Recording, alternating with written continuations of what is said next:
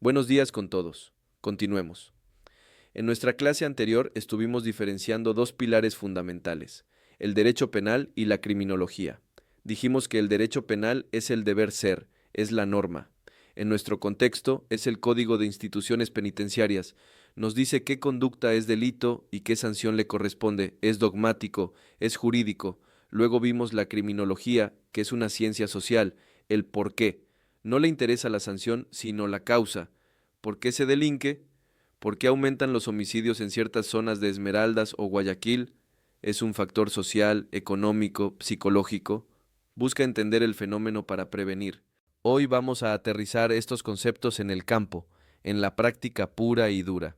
Vamos a la tercera disciplina, la que seguramente han visto más en televisión, pero que en la vida real es el trabajo meticuloso de nuestros peritos, la criminalística. Si el derecho penal es el qué y la criminología el por qué, la criminalística es el cómo. Es una ciencia natural, es fáctica, se basa en el método científico experimental. A la criminalística no le importa si el sospechoso tuvo una infancia difícil, eso es para el criminólogo. Tampoco le importa la tipificación exacta del delito, eso es para el abogado o el fiscal. Al perito criminalista le interesa la evidencia material, el indicio. Sus preguntas son muy claras. ¿Cómo se cometió el delito? ¿Cuándo ocurrió? ¿Dónde exactamente? ¿Con qué se cometió? Y la gran pregunta, ¿quién lo hizo? Para responder, usa la física, la química, la biología. Aquí entra el trabajo del dactiloscopista que levanta una huella en una escena en el sur de Quito, el trabajo del biólogo forense que analiza el ADN en una muestra de sangre, o el del perito de balística que debe determinar si el proyectil extraído de una víctima de sicariato corresponde al arma encontrada en posesión de un sospechoso. La criminalística reconstruye los hechos. Recuerdo un caso en el que trabajé hace años, un robo a domicilio sin testigos. Parecía imposible, pero el análisis de la huella de calzado en una alfombra, una huella casi invisible que el equipo de campo logró levantar, fue la prueba material que demostró científicamente que el sospechoso estuvo en esa casa. Eso es la criminalística, ciencia aplicada para probar un hecho. Ahora, y esto es clave para que entiendan cómo funciona la investigación, ninguna de estas tres ciencias trabaja sola. Son un sistema, un engranaje. Si una falla, el sistema de justicia colapsa. Pensemos en un caso ecuatoriano real, por ejemplo, un caso de presunto peculado en una entidad pública. El derecho penal nos da el marco legal. Vamos al COIP y leemos qué es el peculado. El fiscal debe moverse dentro de ese marco. No puede acusar por algo que no esté en la ley. Ese es el principio de legalidad. La criminología nos ayuda hasta a entender el fenómeno macro. ¿Por qué hay corrupción? ¿Son los sistemas de control débiles? ¿Hay factores culturales? Esto ayuda a diseñar políticas públicas preventivas en la Contraloría o en el CERCOP. Pero para el fiscal que lleva el caso, para demostrar la existencia de ese delito y la identidad de ese autor, necesita la criminalística. Ahí entra el perito informático forense, que recupera los correos borrados y analiza las transferencias. Entra el perito contable, que hace la auditoría forense y demuestra el cómo y el cuándo se desviaron los fondos. El perito documentólogo que verifica si las firmas en los contratos son falsificadas. ¿Ven la interrelación? El derecho penal establece el delito, la criminología nos da el contexto y la prevención, y la criminalística aporta la prueba material, el sustento fáctico, que permite al juez aplicar la sanción que el derecho penal establece. En mi experiencia, un investigador que no entiende cómo dialogan estas tres disciplinas está trabajando a ciegas. El derecho penal es claro.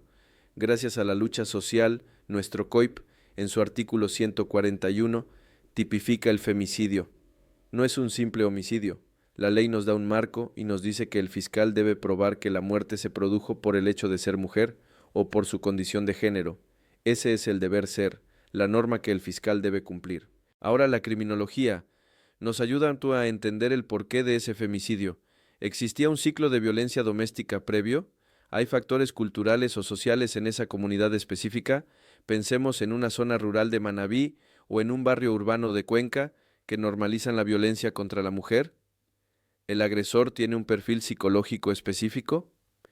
La criminología nos da el contexto macro, nos ayuda a entender el fenómeno y, lo más importante, alimenta las políticas de prevención, las unidades de violencia de género, los botones de pánico, la formación a operadores de justicia. Pero ¿cómo sabe el fiscal que ese hombre mató a esa mujer en el contexto que dice la ley? Aquí entra la criminalística, el cómo. El perito de medicina legal, a través de la autopsia, determinará la causa de la muerte. Los peritos de la escena del crimen levantarán indicios, tal vez fibras de la ropa del sospechoso bajo las uñas de la víctima, indicio de lucha, o quizás, lo más importante hoy en día, la pericia de informática forense, el análisis del teléfono de la víctima y del victimario. Esos mensajes de texto, esos audios de WhatsApp amenazantes, esas ubicaciones de GPS que sitúan al agresor en la escena, esa es la prueba material, la prueba criminalística, que el fiscal usará para probar el contexto de violencia que el derecho penal le exige. ¿Se dan cuenta? El fiscal, que en nuestro sistema ecuatoriano es el director de la investigación, es el gran articulador. Él no es criminalista, pero debe saber qué peritajes pedir. Debe decirle al laboratorio: necesito un análisis de ADN de esta muestra, o necesito la extracción de la información de este celular. El fiscal es el puente entre la ciencia de la criminalística y la norma del derecho penal.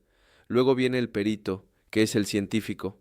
Al perito no le importa si el acusado es bueno o malo. Su trabajo es objetivo.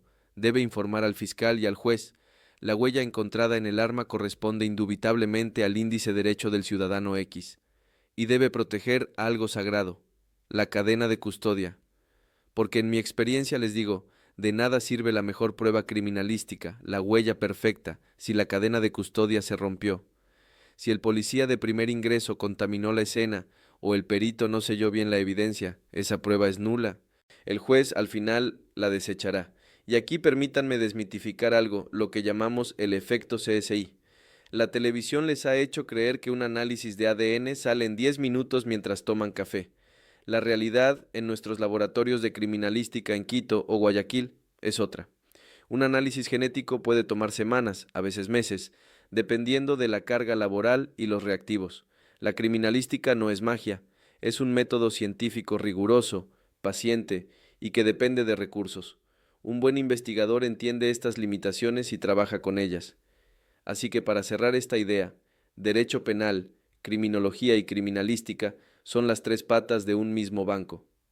El derecho penal es la ley, el qué, la criminología es la causa, el por qué, y la criminalística es la prueba, el cómo. Si una de esas patas falla, el banco se cae, no hay justicia. Hemos hablado de tres ciencias, pero en la calle, en la fiscalía, en la unidad de investigación, ustedes no van a hacer solo una de esas cosas. El investigador de la policía judicial o el agente fiscal no es un criminólogo puro, ni un perito de laboratorio, ni un abogado dogmático. El investigador moderno es un gestor del conocimiento.